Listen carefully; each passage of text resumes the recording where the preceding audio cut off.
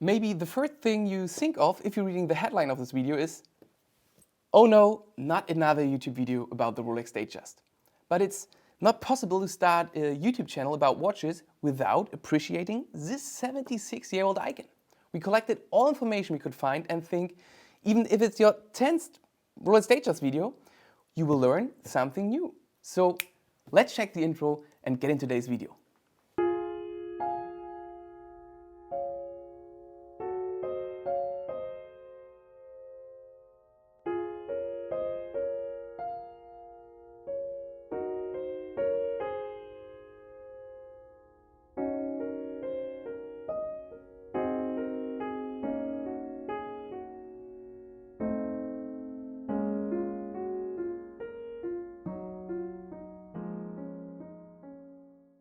Unlike many of Rolex's other iconic watch lines, the Datejust was not specifically designed for one particular sport, environment or lifestyle activity. While the Submariner was built for scuba divers and the Daytona for race car drivers, the Datejust is simply a classic and reliable wristwatch. With a timeless and versatile aesthetic, it was designed to be worn every day throughout a wide variety of activities. In 1945, a time when the Second World War ended and timepieces only had an hour, a minute and a second hand, Rolex changed the game and introduced the date window into their watches, leading into what we know and love today, the Datejust. It has an amazing combination of real history, versatile style and quality watchmaking that should get everyone, from the casual watch wearer to the die-hard enthusiast, excited. We can call the DJ the essence of a Rolex.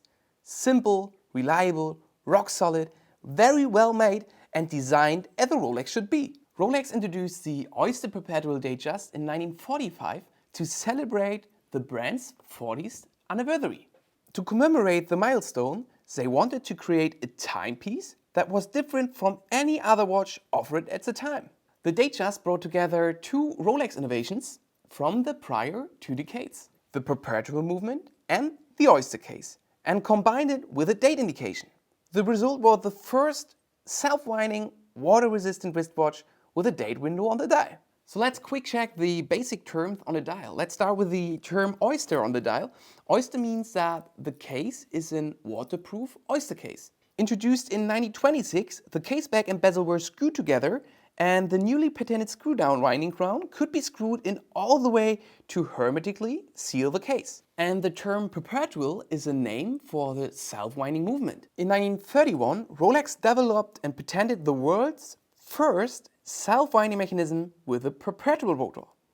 And last but not least, officially certified chronometer means that it has been certified as a chronometer by the Swiss Official Chronometer Testing Institute, in short, COSC. The very first DJ with the reference 4467 features a 36mm 18K yellow gold case and possessed a minimally fluted bezel, closer to a coin edge texture, and in fact did not display the word Datejust on its dial.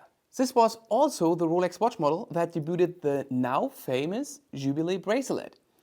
In the beginning, it only was available in yellow gold, but later Rolex decided to offer it in rosé gold, steel and also in two-tone editions. Within a decade of its introduction, Rolex enhanced the Datejust in a few important ways. First, in 1953, the Cyclops Lens was added to the exterior of the crystal to make the date window more legible and magnifies the date around 2.5 times. Some love it, others hate it. Whether if you like it or not, the Cyclops is a signature Rolex feature. Named after the one-eyed giant of the Greek mythology, the Cyclops was patented by Rolex in the early 1950s and introduced in 1953 on the Datejust. But why was the Cyclops cemented? Some sources say that Hans Wilsdorf, the founder of Rolex, made it because his second wife has difficulties to read the date on her watch. As the story goes, Hans Wilsdorf's wife heard him shouting, "I got it! I got it!" It turns out when Hans Wilsdorf was washing hands, a drop of water landed on his Datejust crystal directly over the date aperture window, and he noticed it magnifies the date. But Rolex have never officially confirmed this. Then, by 1955, the date mechanism was updated to instantly switch to the next day at midnight. Also in the mid-1950s, the name Datejust became a permanent fixture on the dials. Finally, near the end of the decade, the Datejust silhouette moved away from the bubble-back caseback to a flatter shape due to a redesigned movement with a flatter rotor. And these features are still an integral part of Rolex Datejust watches today. The price was also quite impressive. In the 1950s, a two-tone Datejust with a Jubilee Bracelet was priced at $360. The average income was around $4,000 a year, and so you had to raise a monthly income to call a Datejust your own. To accompany the men's Datejust, Rolex added the Lady Datejust to the collection in 1957. The Oyster Perpetual Lady Datejust included the key features of the original Datejust, but with a smaller 26mm case. Over the next decades, Rolex continued to improve their movements, and so a lot of new references were added to the family. Depending on the era, Rolex Datejust reference numbers can be 4 to 6 digits long. Early in Rolex history, reference numbers were 4 digits long. In the late 1970s, Rolex began switching to 5-digit reference numbers, and by the end of the 1980s, all reference numbers were that long. Around 2000, Rolex transitioned it to 6-digit reference numbers. So in short, the reference number can tell you something about the age of your watch.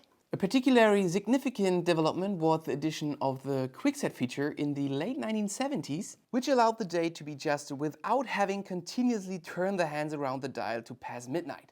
It's also important to note the launch of the quartz-powered models, called the Oyster Quartz Datejust, launched in 1977. At launch, these were remarkable technological achievements created with a level of fit and finish befitting the milestone achievement.